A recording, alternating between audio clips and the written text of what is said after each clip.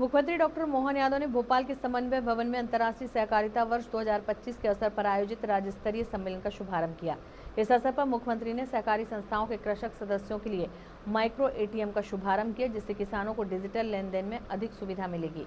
इस दौरान सहकारिता, खेल एवं युवा कल्याण मंत्री विश्वास सारंग एवं अन्य गणमान्य जनप्रतिनिधि उपस्थित रहे।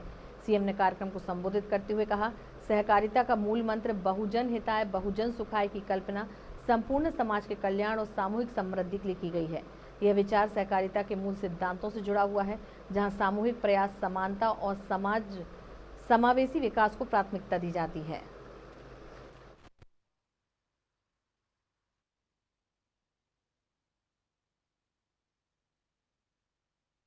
यशस्वी प्रधानमंत्री के नेतृत्व में सब कुछ पारदर्शी, जोरदार तालियां बजाएं इस बात के।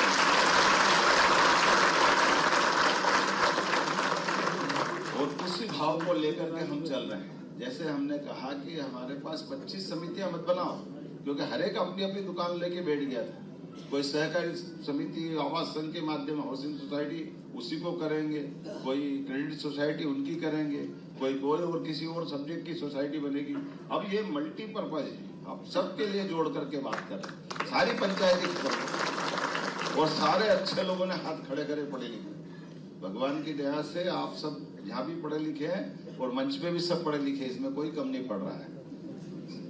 आपके सबके साथ हम सब भी खड़े हैं, इसलिए उस भाव को समझने की जरूरत है जिसमें बहुजन हिताय बहुजन सुखाय की कल्पना की गई। उस भाव के प्रति न्याय करना, इसलिए हम अपने क्षेत्र के अंदर, आप बताओ, दूध के माध्यम से भी बोनस दिलवाएंगे।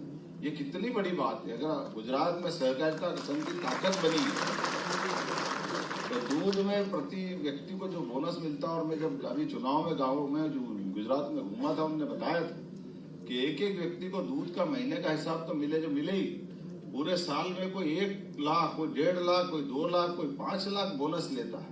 एक तरह से उनकी दिवाली अलग प्रकार की बन जाती है, पूरे साल का जो बोनस उनको मिलता है। तो ये गजब हो जाएगा वापस। और इस प्रकार से अभी तो दूध की बात कर रहे हैं, या मत्स्य वाली भी लोग बैठे हैं।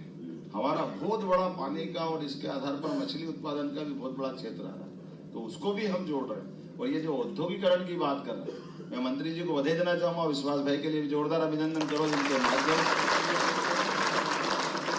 जब हम औद्योगिकरण की बात कर रहे हैं तो औद्योगिकरण में केवल व्यक्ति ही क्यों आना चाहिए, उसमें भी सहकारी समिति आना चाहिए, उसमें हमारे माध्यम से क्यों काम नहीं होना चाहिए। सभी प्रकार के रोजगार को लेकर के हमारे अपने कोऑपरेटिव डिपार्टमेंट की भी भूमिका होना चाहिए। और मुझे इस बात की प्रसन्नता है, आप सबके माध्यम से निश्चित रूप से नए दौर की नई कहानी लिखी जाएगी।